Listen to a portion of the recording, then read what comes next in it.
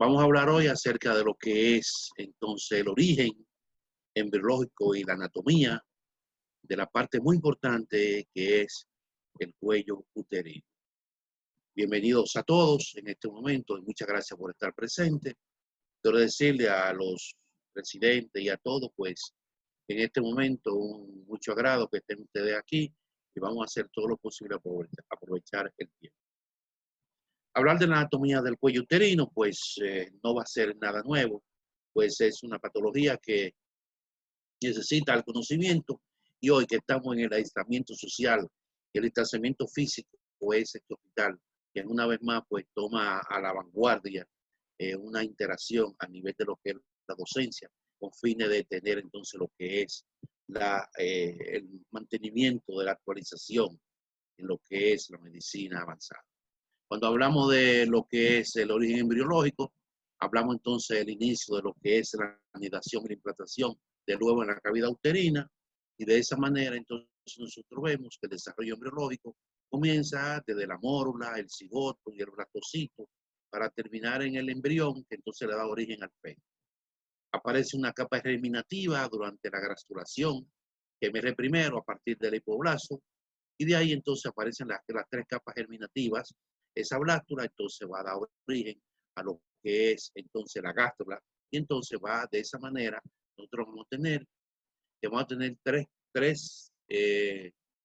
tres capas que son el ectodermo, que forma la parte del epiderme, estructura del pelo y de las uñas, además del sistema nervioso. Tenemos el mesodermo, que está formado por células en forma de la capa superior y que va a formar el sistema reproductor, el sistema excretor, así como el sistema circulatorio. Y el último, el endodermo, que es la capa interna y donde van a aparecer, va a dar origen al sistema digestivo, al sistema glandular y, como no, también la parte del aparato del sistema respiratorio. Todas las células provienen de tres capas germinativas, el ectodermo, el mesodermo y el endodermo.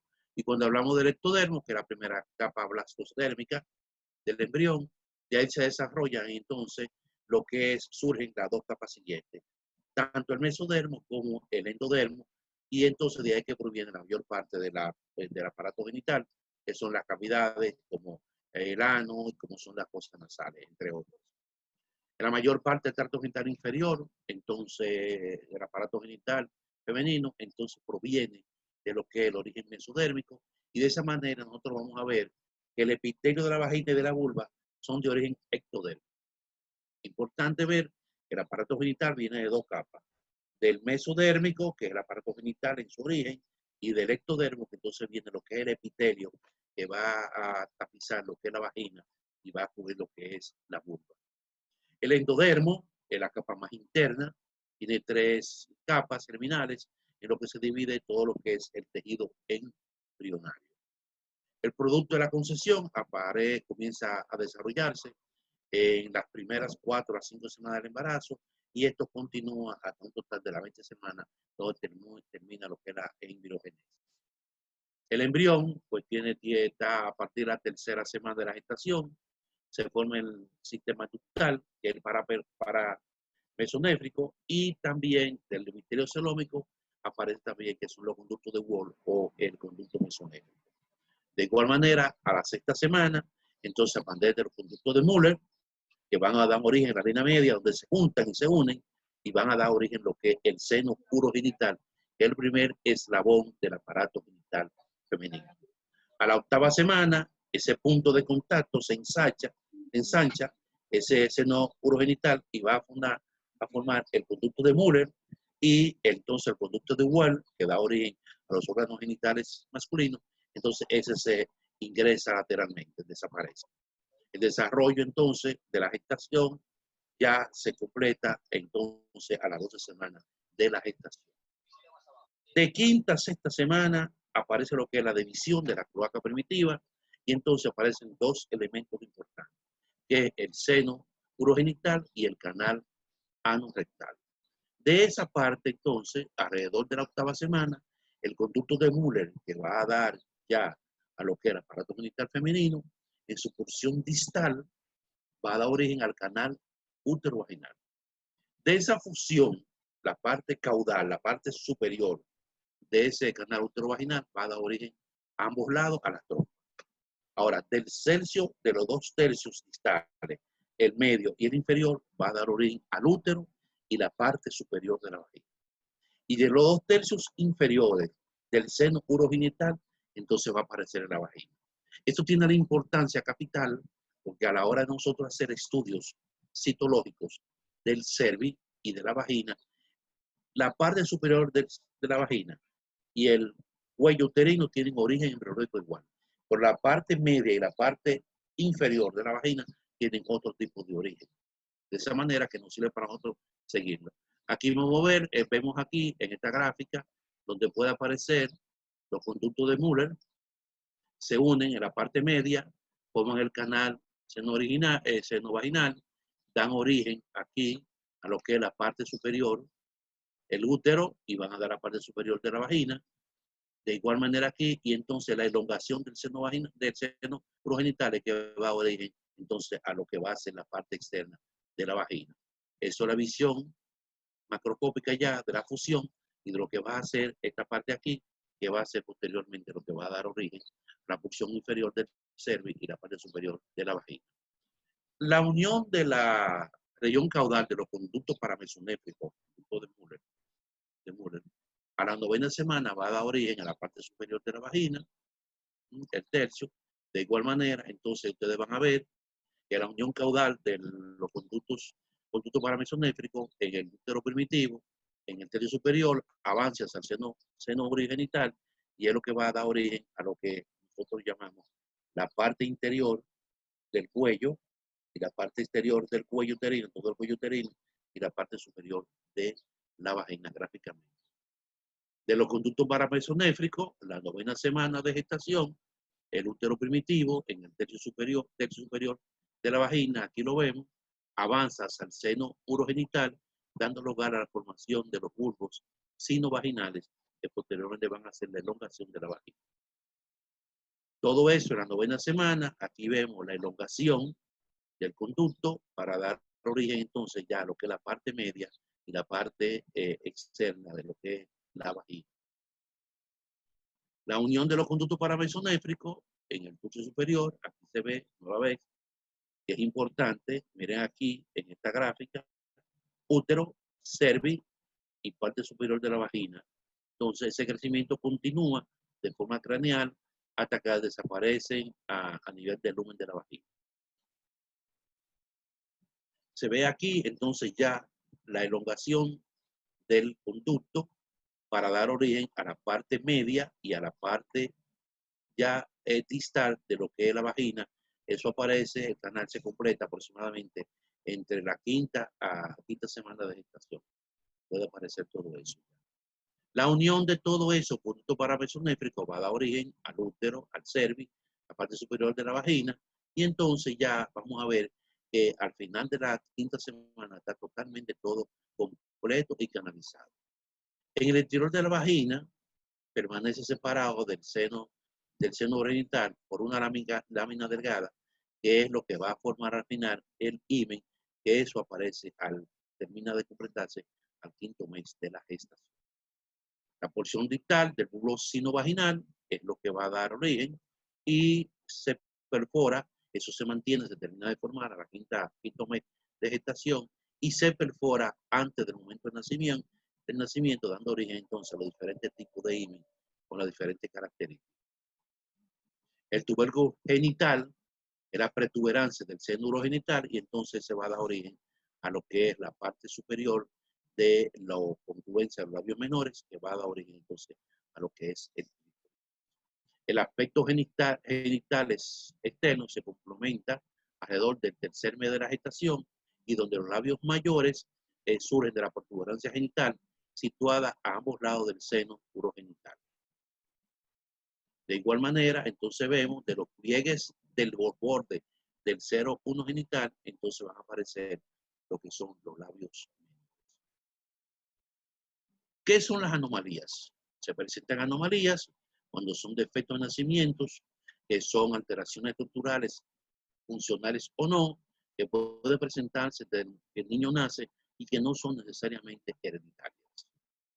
De ahí manera, vemos algunas anomalías, Por ejemplo, la persistencia del conducto mesonéfrico deja como residuo en la pared vaginal el cuerpo de verse en forma de quiste, que es lo que llamamos quiste de carne. Se ve en las paredes laterales de la vagina, normalmente aparece del lado izquierdo de la paciente, no sé por qué, y entonces nosotros vemos no es frecuente ver un quiste de Gardner y puede confundirse con cualquier otro tipo de anomalía. Aparecen otro tipo de anomalías que son como el aparato genital y el aparato urinario y el aparato rectal están juntos, pues llega un momento que pueden haber anomalías de las cloacas y entonces se ve una confluencia que pueden aparecer dos huecos nada más o puede aparecer un solo hueco de todo eso. Otro órgano que tiene anomalías son el desarrollo de lo que es la hinchación del clítoris y la fusión de los labios, dando de esa manera lo que es la simetría de los labios menores, evidente frecuentemente en algunas de las niñas. Otro tipo de anomalías son anomalías intersexualidades y las anomalías genitales ambiguos, donde aparece entonces una indiferenciación de los genitales, haciendo evidencia de que pueden haber tanto parte de los genitales externos, tanto masculino como femenino, y aquí vemos lo que es un clítoris hipertrófico propio del residuo del conducto del pene. Problemas ováricos, en este caso es la ovetistis, que es aquí cuando hay tejido tanto masculino como femenino y que está relacionado con un grado de infertilidad, infertilidad y esterilidad de las pacientes. Otro problema que se puede dar también lo que es un útero doble con dos vaginas, el útero bicolis o el útero unicolis, que es aquel que tiene dos cuerpos uterinos con una sola vagina. Todo eso es importante verlo porque al momento de examinar y buscar cualquier anatomía del aparato genital, usted va a buscar patologías, pero la patología más grosera es alguna malformación o fisiología de todo el aparato. Tenemos el útero, una situación, forma y tamaño de la parte del útero, y entonces el útero tiene una parte superior, que es el cuerpo, y tiene una parte inferior, que es el seno. Característico de eso, que es un órgano, es el único órgano del aparato de todo el continente o anatómico del cuerpo humano, que un mismo órgano tiene dos estructuras diferentes. Una estructura que es el cuerpo, dividido por una parte inferior que se llama el istmo, y entonces da origen al seno. La composición de todo el útero está formada por una capa externa, que es la serosa, una capa media, que es el muscular, que es el miometrio, y una capa interna, que es glandular, que es el endometrio. El cuello uterino, entonces, está formado por una capa externa, que se le llama el ectocervix, y una capa interna, que se llama el endocervix. Ambos conformados por tejidos, tejido epitelial, tejidos de manera diferente. El cuello uterino está formado por un tejido de fibra muscular en todo su interior y tiene una elongación que puede ser de 3 a 4 centímetros de longitud con aproximadamente 2.5 centímetros de ancho. Su tamaño va a modificarse de acuerdo a la edad, el número de parto o el momento que sea del ciclo menstrual. Una parte importante, podemos ver aquí el cuello, donde se ven muchas partes del cuello, todo lo que es el continente, del cuello, la parte interna, que es el endocervix, de 2 a 3 centímetros, que es el endocervix, y la parte externa, que es el ectocervix, formado por varias capas del cervix. Parte central, visto de frente, el cuello, su parte externa y la parte interior, que es donde va a ser el orificio cervical. Ese orificio cervical va a tener una cavidad pequeña que va a hacer y va a modificarse debido al espesor de sus paredes y va a estar movido entonces por lo que es en cualquier momento de la edad de la paciente, de la edad, ciclo menstrual o embarazo. Característica de lo que es el cervix, parte interna y parte externa que se ve entonces en un corte lateral. El epitelio del cervix está recubierto entonces, decíamos ahorita que el cervix tiene dos tipos de epitelio. Un epitelio que recubre toda la parte externa, que es la parte que se llama el ectocervix, y un epitelio interno, que es la parte que recubre lo que es el endocervix. La parte externa está entonces recubierta por un epitelio escamoso, estratificado, no queratinizado, y la parte interna está formada por un epitelio cilíndrico. Todo tipo de epitelio concluyen es una línea media que le vamos a llamar la frontera o la frontera, la división de esos tipos de epitelio que unión escamo, se le llama escamo cilíndrico. Se caracteriza entonces ese epitelio del ectocervi por una capa más interna que se llama la capa basal, una hilera de células pequeñas, en la cual esas células forman una sola capa, son las células inmaduras con un núcleo grande y un citoplasma escaso. La segunda capa es la capa parabasal, está formada por 2 a 4 hileras de células inmaduras y figuras como células normales. La tercera capa es la capa intermedia, que está formada entonces por 4 a 6 hileras de células que son abundantes citoplasma y entonces con un núcleo grande también. Y la última capa de células, que son las células superficiales, son una cantidad de hileras de 5 a 8 filas de células aplanadas con un núcleo pequeño y grande cantidad de citoplasma. El citoplasma es que está lleno entonces de glucógeno. El exocervi parte fácilmente visible a nivel del cuello uterino mediante una exploración, y el endocervi, que es una parte no visible, y entonces se continúa con lo que es el orificio cervical del cuello. El ectocervi, recubierto por un epitelio escamoso, electrificado, rosado, con múltiples capas celulares, vimos que eran 4, y las células intermedias superficiales de epitelio escamoso contienen entonces una gran cantidad de glucógeno característico. El ectocervi, entonces podemos ver en el ectocervi, eso es la visualización, un campo lateral de cómo está conformado eso.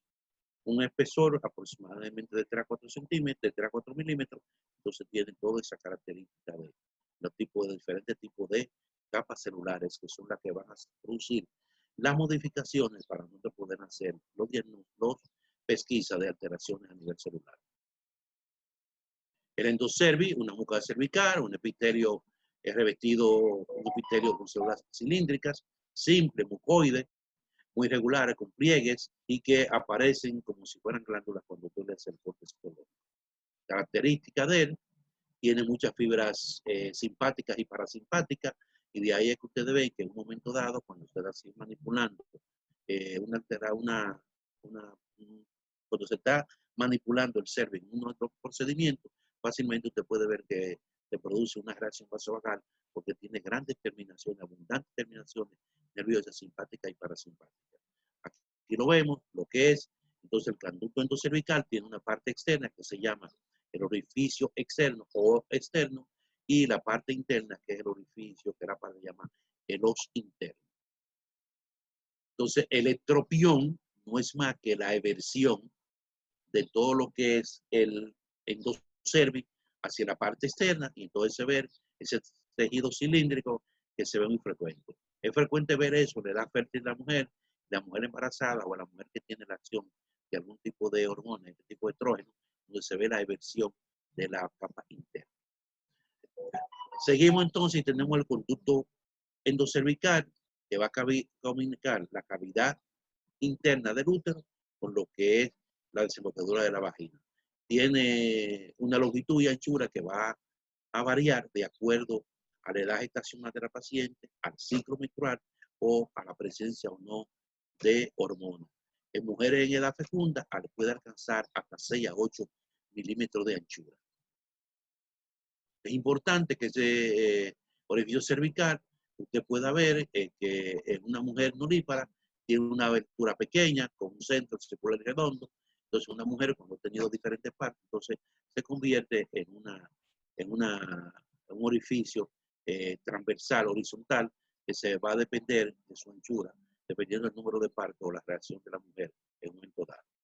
Aquí vemos un momento en que se puede ver la división de la zona de transición, el endocervi y la parte externa que es el endocervi, los diferentes momentos y un corte transversal. Entonces vemos cómo se ven diferentes momentos de la mujer. El entropión es una de las alteraciones que puede aparecer, y entonces cuando aparece eso, el entropión, entonces pues decimos que no es más que la inversión del endocervi hacia la cavidad del endocervi, y aparece normalmente en el momento después que llega la mujer a la menopausia. Tenemos entonces que el ectropión aparece normalmente, ya dijimos vemos esto, porque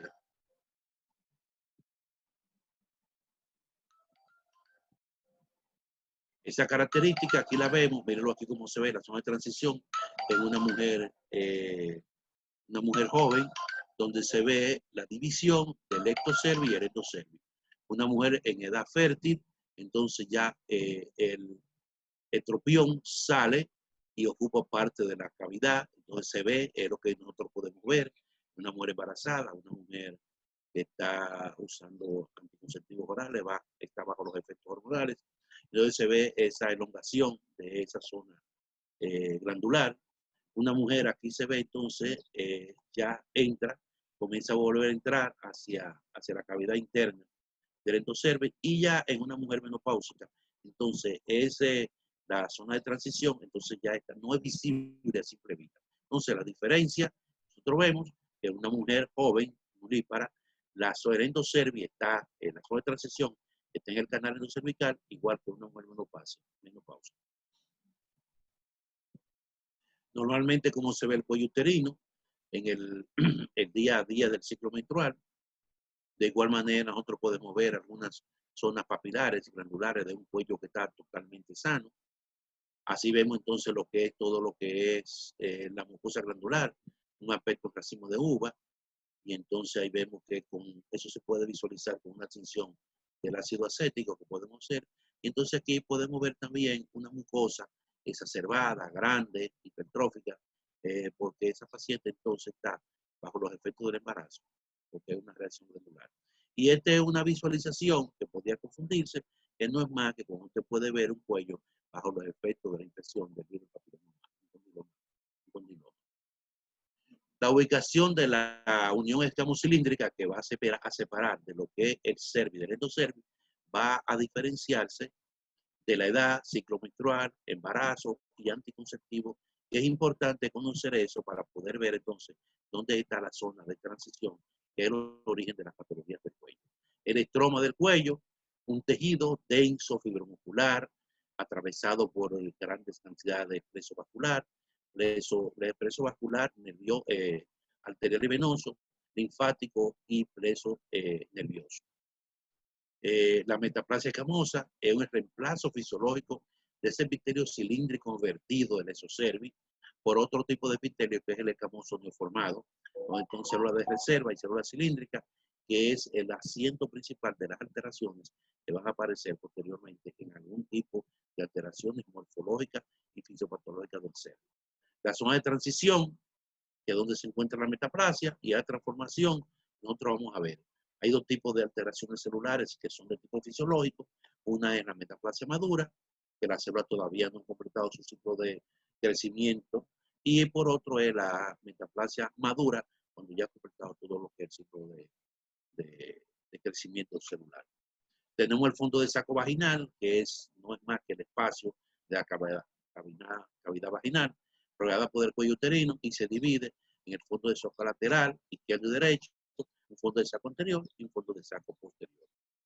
La vascularización del cuello uterino está sobre todo arterial, está comandado por arterias ilíacas internas y a través de sus divisiones, que son las arterias cervicales, la arteria vaginal, así como también la arteria uterina. Entonces, el cuello va a estar irrigado por la arteria gástrica, ilíaca interna, por la arteria uterina, la arteria ilíaca interna, que es la rama principal. La arteria división de la arteria cervical y vaginal y las arterias uterinas. La rama cervical, la arteria uterina, desciende hacia el cuello y van a poner la porción de todo el cuello en lo que es a las 9 de la hora de la noche. La vocalización de las venas del cuello uterino discurre paralelamente al lado de cada de las arterias y entonces van a desembocar en lo que es, entonces perdón, ¿qué me está sonando el teléfono? Estoy a apagar.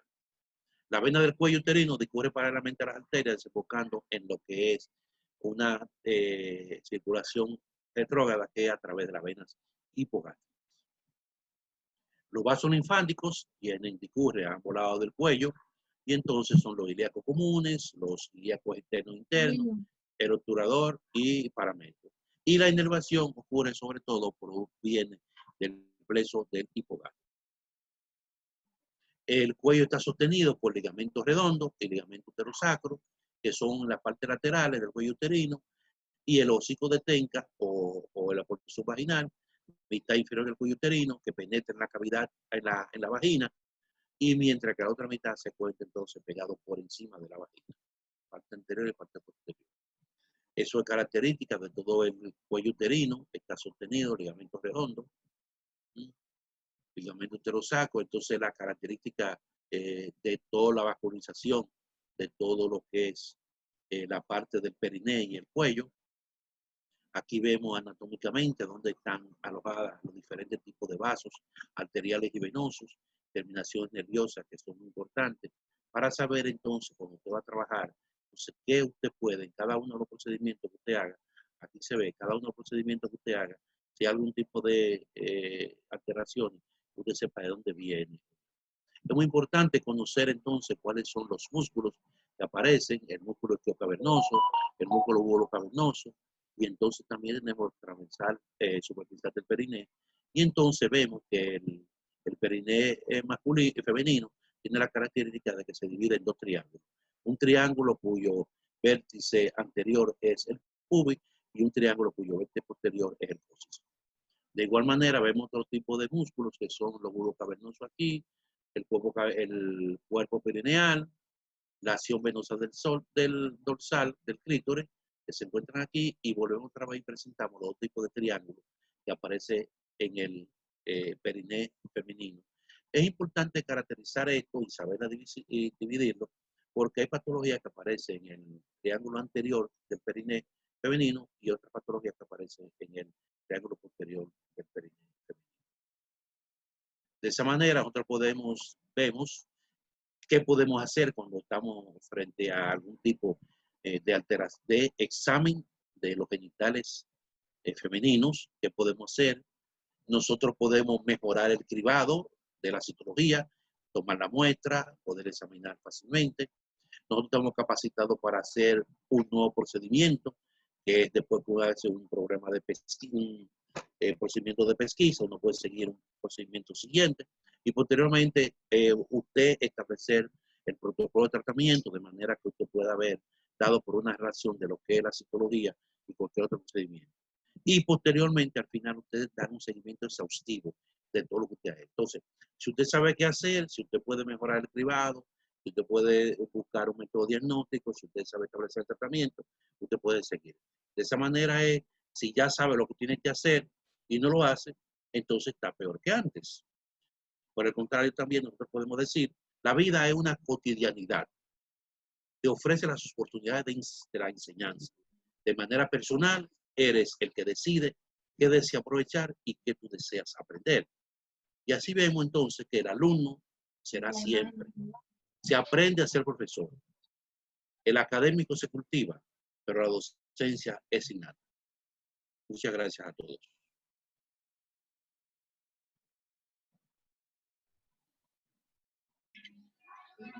Muchas gracias, doctor, por excelente exposición. Este es el momento, si alguien tiene alguna pregunta, de que la haga. Veo que en el chat no hay ninguna pregunta, pero si alguien ahora tiene alguna duda. Vergés de este lado quiere hacer una pregunta. Adelante. Dígame, Jerry. Y realmente me interesa, Cristian. No sé Dígame. si fue que oí mal, pero yo quiero que tú hagas una aclaración con relación a lo que es zona de transición, zona de transformación y electropio. Bueno, lo primero que hay es una división entre el epitelio del ectodermo y el endodermo, que es la frontera, la zona de transición. Ahí ese pedacito, ahí, ese es el límite. Entonces, el electropión no es más que la eversión, la salida del tejido que está en el endodermo, que es un tejido glandular, formado por una sola capa de células. Y la parte externa, que es el ectodermo, formada por 4 tipos de capas celulares. Cuando se sale por efecto de la edad, procesos cíclicos menstruales, embarazo o uso de hormonas, Entonces, cuando el estropión sale, o cuando la capa de células del endocervix sale, entonces produce el estropión. Y es lo que usted ve, entonces que se ve ese cuello y que va a verse, a confundir a una persona experta de que la paciente tiene algún tipo de patología.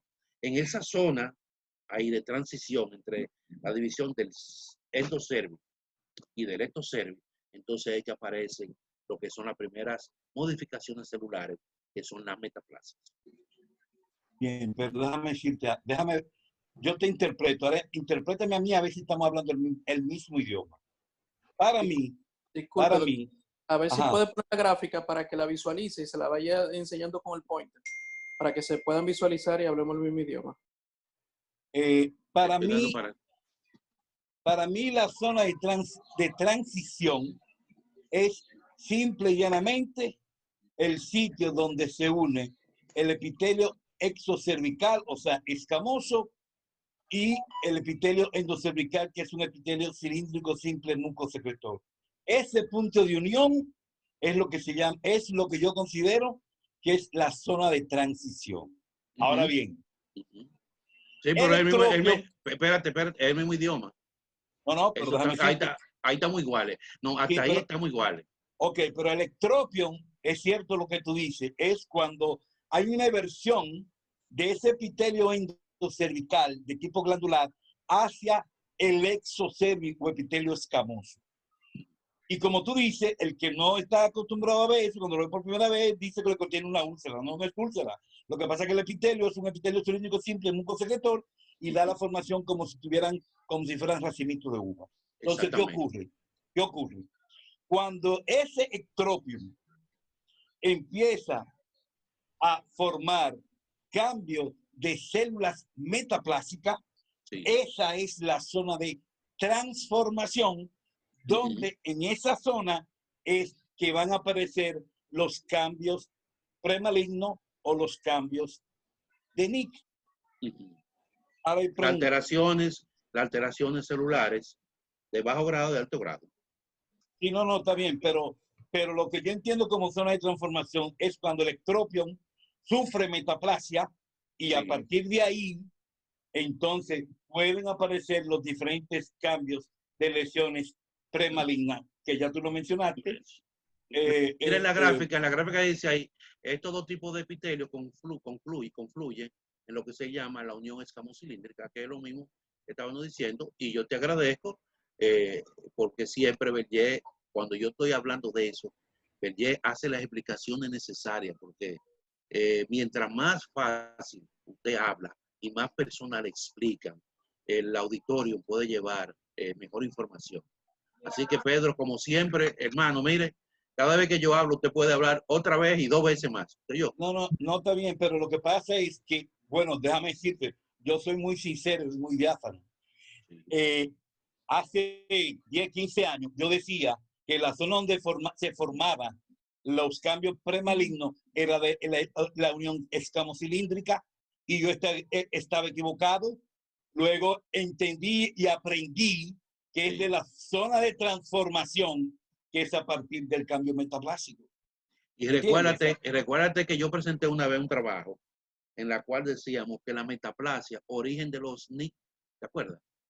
Que yo decía que en ese momento, como no se hacía los reportes en las pesquisas de lo que eran las células metaplásicas maduras, inmaduras, entonces todo el mundo decía, y muchas veces te daban una metaplasia que tenía dentro de la metaplasia alguna alteración de tipo displásico y no se hacía el diagnóstico. Por eso, cuando tú te daban el reporte de metaplasia, se quedaban ahí. Cuando tú le hacías un estudio colposcópico a la paciente y tomabas una muestra, tú encontrabas que había lesión.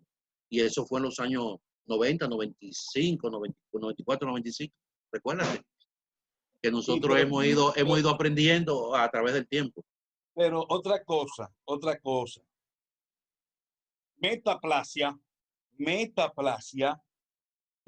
es un cambio de adaptación celular que es un cambio de tipo reversible. Y de tipo fisiológico.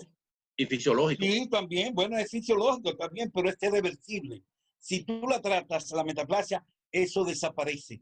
Y aparece el epitelio originario del exocervix. Ahora bien, si tú no la tratas, entonces sí puede haber lo que tú dices, pero no el hecho de que en la metaplasia por sí hay cambio de displasia, no. El cambio de metaplasia es un cambio fisiológico, reversible, etc. Anteriormente se utilizaba el término de metaplasia displásica. Sí. Cuando tú hablas de metaplasia displásica, ya eso no regresa, eso evoluciona hacia la otra lesiones.